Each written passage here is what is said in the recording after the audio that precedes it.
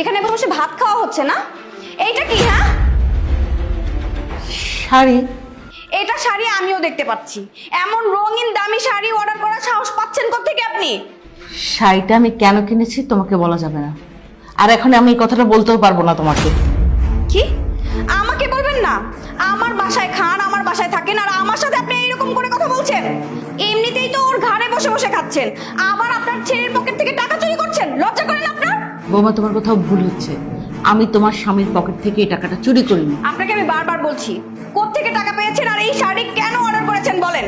শোনো, এটা আমি কেন কিনেছি এটা এখন আমি বলতে পারবো না। কি বলবেন না? কেন বলবেন না? হ্যাঁ, ব্যাপার কি হয়েছে? এত চিল্লাচিল্লি কেন? হ্যাঁ, কি হয়েছে জানো? এই দেখো, তোমার মা এই বয়সে রঙিন শাড়ি, তাও আবার এত দামি শাড়ি অর্ডার করেছে। বুড়ো বয়সে তার ভীমরতিতে ধরেছে। কি মা এই শাড়ি অর্ডার করছে? এত দামি শাড়ি মা অর্ডার করছে? আমি তো কিছুই বুঝলাম না। কত দামিটার? কত? এটা হচ্ছে 10,000 টাকা। ও মাই গড, 10,000 টাকার শাড়ি, তাও আবার এই বয়সে? আমি তো বুঝলাম না মা, সমস্যা কি তোমার? তোমার না আমি কয়দিন আগে শাড়ি কিনে দিলাম, আর তোমার যদি নতুন শাড়ি কেনার ইচ্ছা ছিল তাহলে তুমি একটু কমের মধ্যে 1500-2000 টাকার মধ্যে শাড়ি কিনতা। এই 10,000 টাকার মধ্যে শাড়ি কেন কিনতে গেছো? তুমি যদি এইভাবে খালি শাড়ি কিনতে থাকো 2 দিন পর পর, তাহলে কয়েকদিন পরে বাড়ি গাড়ি আমার সব বিক্রি করে দেওয়া লাগবে তোমার জন্য। শোন, আমি সেইটা আমার জন্য কিনিনি। আপনার জন্য কিনেন নাই, তাহলে কার জন্য কিনেছেন? বুঝলাম না আমি কিছু মা। তুমি তো কিনছোই, এখন আবার মিথ্যা কথাও বলতেছো না? তুমি তোমার জন্য কিনো নাই?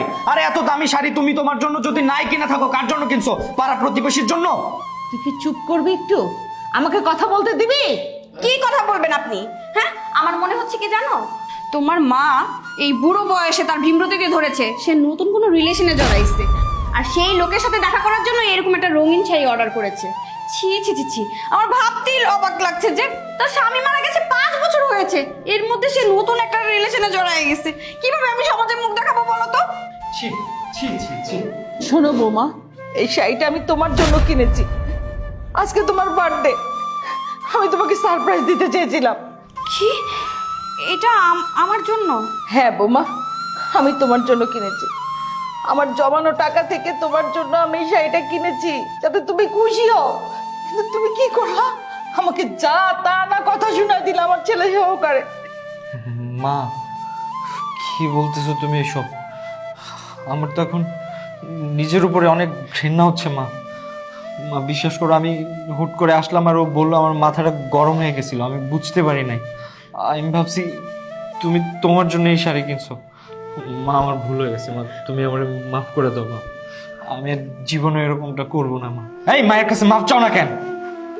মা, আমি না বুঝে না জেনে আপনাকে অনেক কিছু বলে ফেলেছি।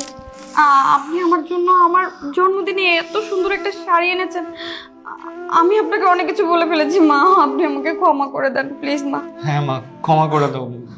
আসলে সত্যি কথা বলতে কি, আমরা ভাবতাম যে তুমি শুধুমাত্র তোমার নিজের চিন্তাই করো, কিন্তু না, সত্যিটা হলো এটাই যে তুমি এখনো আমাদের চিন্তাই করে যেতেছো। আর আমরা ভুলেই গেছিলাম যে সন্তান হিসাবে আমাদের তোমার উপর একটা দায়িত্ব কর্তব্য আছে, যেটা এতদিন পালন করি নাই।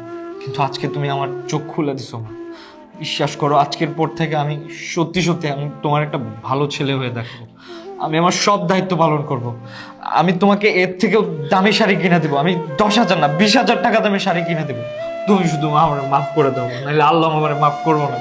বাবারে, আমার 20,000 টাকা লাগবে না, আমার কোনো শাড়ি লাগবে না। তোরা দুজনে সুখে থাক, এটাই আমি সব সময় চাই। আর শোন মা, তোকে তো আমি মেয়ের মতো জানি, তোকে মেয়ের মতন ভালোবাসি। তোর তো আরেকটা মা নাই, আমি তোর মা। তাহলে তুই আমার সাথে কেন এরকম করিস বলতো? তুই আমাকে একটু বুঝতে চেষ্টা করবি। মা, আমি আর কখনো আপনার সাথে খারাপ ব্যবহার করবো না।